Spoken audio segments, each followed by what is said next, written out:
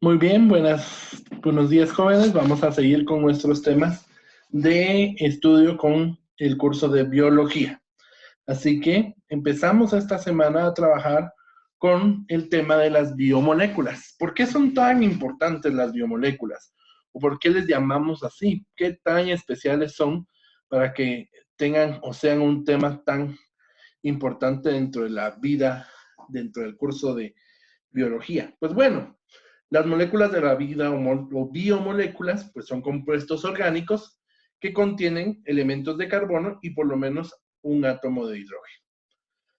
Son muy importantes y van a estar formados de múltiples elementos, pero los elementos que no pueden faltar son el carbono y el hidrógeno.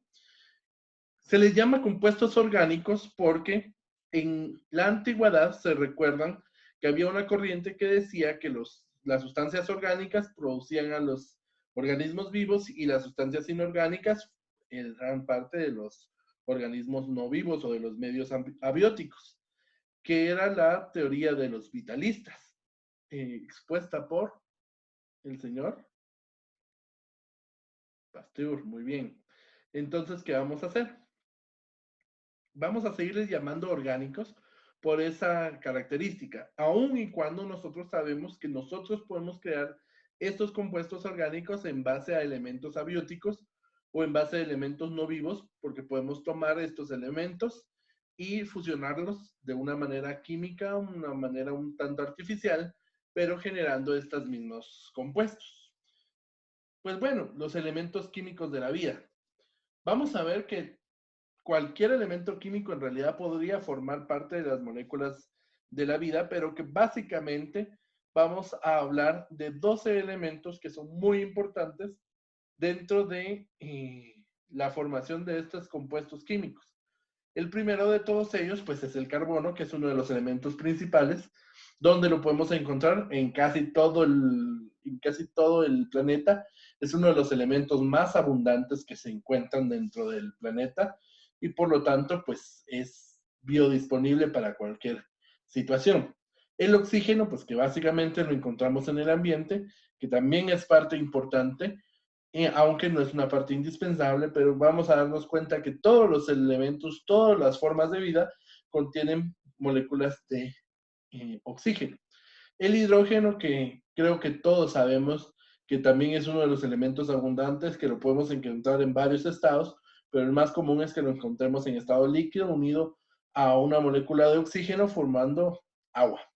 El nitrógeno, que lo hemos utilizado en muchos compuestos, en muchos procesos, el gas de nitrógeno, el nitrógeno líquido, que sirve para congelantes, que sirve para muchas cosas, pues también nosotros tenemos nitrógeno dentro de nuestro organismo. El calcio, que es uno de los electrolitos, uno de los compuestos iónicos más importantes, junto con el resto de los cationes. El fósforo, que es muy importante, demasiado importante en los procesos de la vida, gracias a que por medio de los enlaces de fósforo podemos transportar nosotros energía en la célula. El potasio, que es otro de los iones muy importantes, electrolitos básicos para el mantenimiento del medio interno, de la homeostasis. El azufre, que lo encontramos en formas un tanto raras. Este es un cristal de azufre el que ustedes están observando. Lo podemos ver en algunas sustancias. Es muy importante, aunque su concentración sea mucho más baja de la de todos los demás. El sodio, que lo vamos a encontrar principalmente unido al cloro, formando el cloruro de sodio o sal de mesa. El cloro, by the way, hay que omitir el anuncio, pero fue lo que más se nos figura cuando nosotros hablamos de cloro. El magnesio, que también es otro de los oligoelementos importantes. Y finalmente el hierro. El hierro, que es fundamental junto con el resto de los que hemos visto. Estos son como los más importantes o los más abundantes dentro de nuestro organismo. ¿Cuál es la importancia del carbono? Pues bueno, básicamente el carbono tiene la capacidad de tener o de ser flexible, que tiene la capacidad de formar incluso hasta 4 enlaces con otros átomos y pueden, gracias a esos enlaces covalentes, unirse y formar esqueletos, formar estructuras complejas. Si nosotros pudiéramos ver al carbono, que es un elemento identificado con el número atómico 6 y la letra C como parte de su nomenclatura química, nos damos cuenta que hay 4 electrones disponibles para realizar estas interacciones. 1, 2, 3 y 4. Si nos damos cuenta, estamos en el orbital P, que para completarlo necesitamos 6. De manera que, eh, podemos hacer estos enlaces, perdón, necesitamos 8 para poder completar y realizar de una manera perfecta el equilibrio del átomo, de la molécula.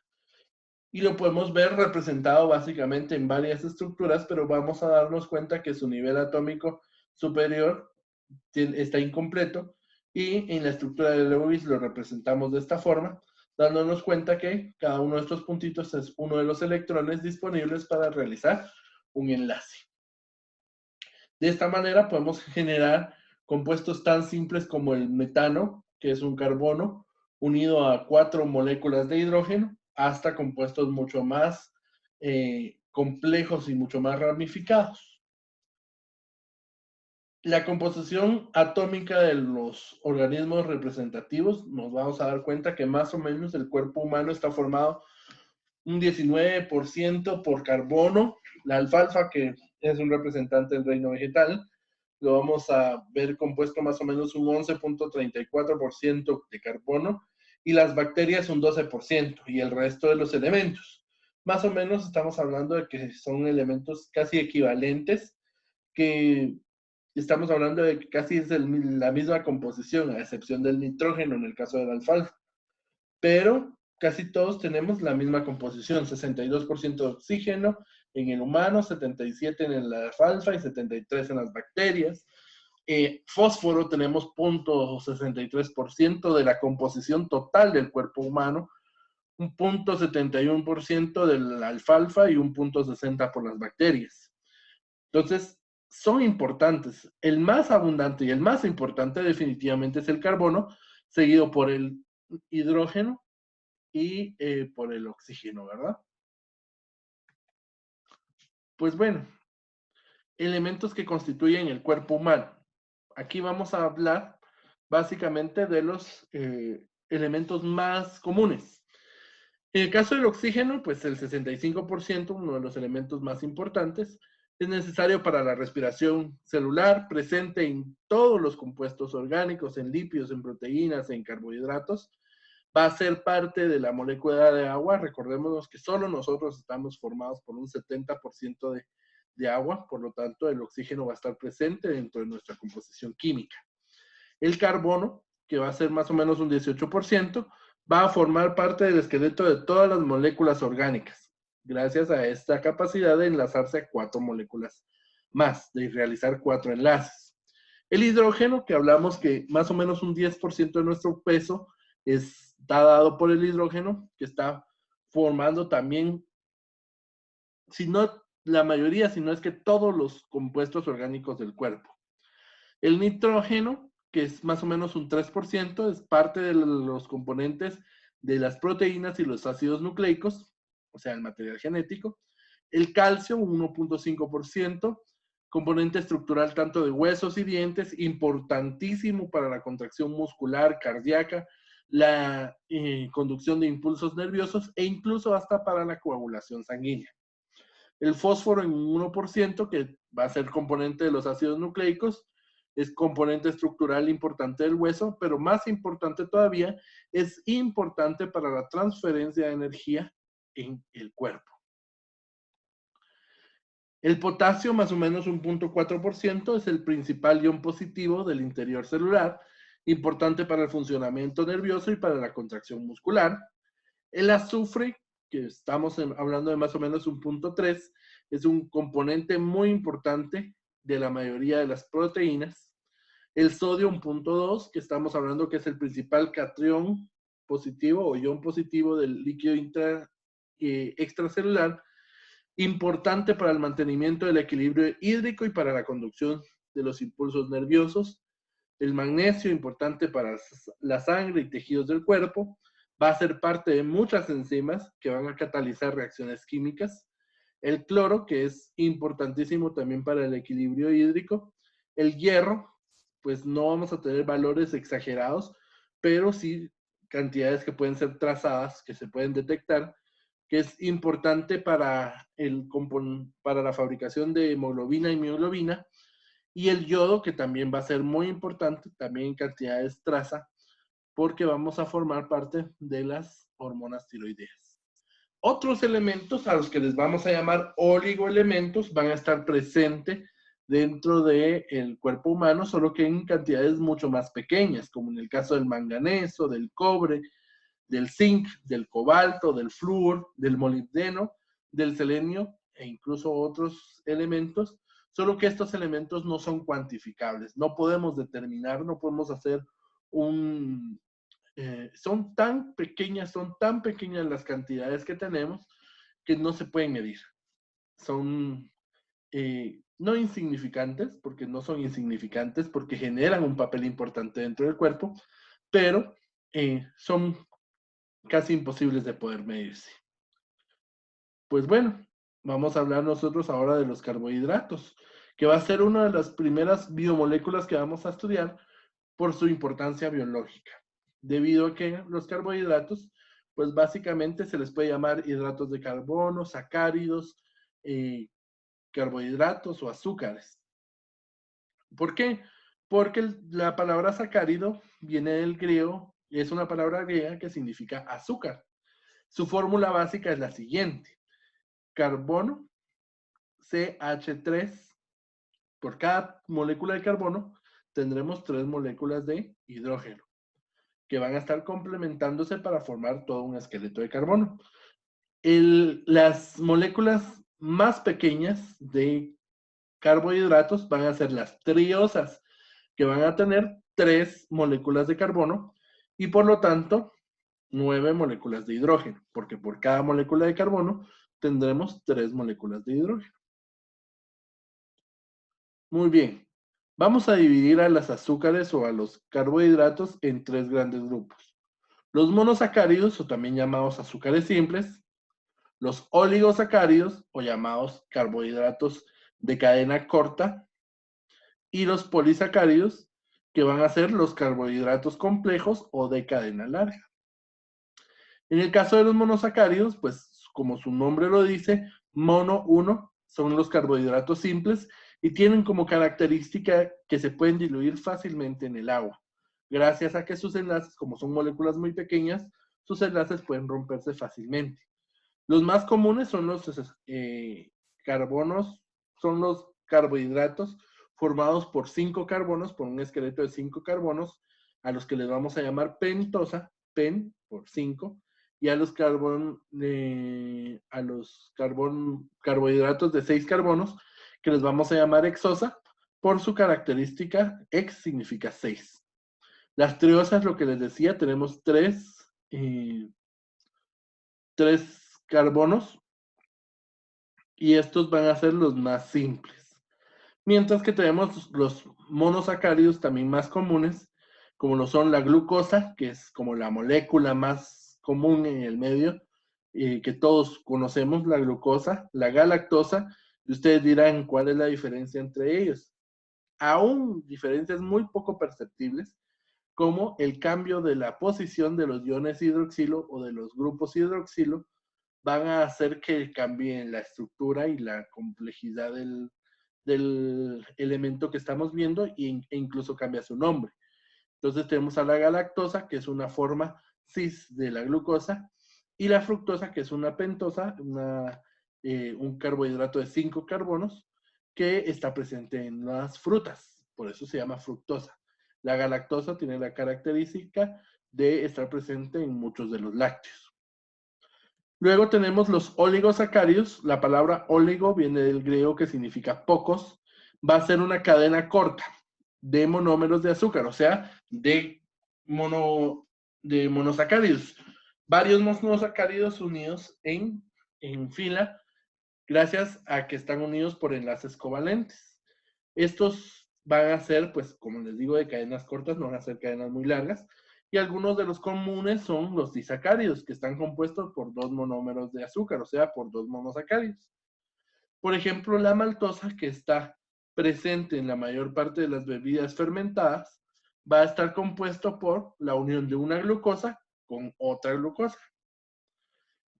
La lactosa, que es el azúcar que está presente en la mayoría de los lácteos, va a estar formada por una galactosa unida a una glucosa.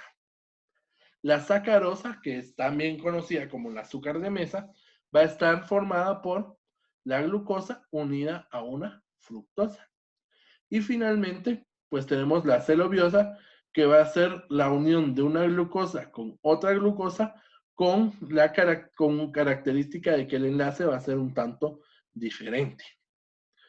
Los polisacáridos, pues los polisacáridos, poli significa muchos, son cadenas rectas o ramificadas de muchos monómeros de azúcar, o sea, de muchos monosacáridos, que pueden ser cientos o miles, dependiendo de la estructura que estemos formando. Los más comunes, pues son 3, la celulosa, el almidón y el glucógeno. El almidón está presente principalmente en los tubérculos. La celulosa está principalmente en el reino vegetal. Y el glucógeno, que es como la forma animal de este tipo de enlaces. Tanto el almidón, la celulosa y el glucógeno son uniones de muchas glucosas unidas unas tras otras.